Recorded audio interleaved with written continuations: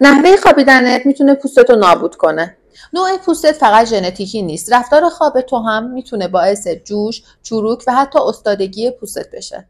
خوابیدن به سمت پهلو، فشرده شدن یک سمت صورت، چروک اطراف چشم و گونه ها، افتادگی زودتر در سمت قالب. خوابیدن روی شکم، بسته شدن منافذ، تماس با بالش آلوده، جوش و تحریک پوستی، ورم صبحگاهی. بهترین حالت خوابیدن به پشت، پوست آزاد بدون فشار به پوست، کاهش چین و چروک، افزایش اکسیژن رسانی به بافت پوست. پیشنهاد من به فشیالکارا و مراجعین عزیز که افرادی که به سمت پهلو و یا شکم میخوابند، فشیال‌های ضد التهاب و ضد چروک، آموزش نحوه صحیح خواب و همینطور استفاده از روبالشیای ابریشمی و ضد باکتری.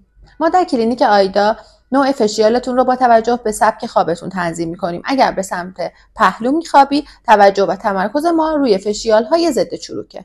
می‌خوای بدونی سبک خواب چه تأثیری روی پوستت گذاشته؟ عدد 4 رو کامنت کن تا فشیال مخصوص سبک خواب خودت رو انجام بدیم.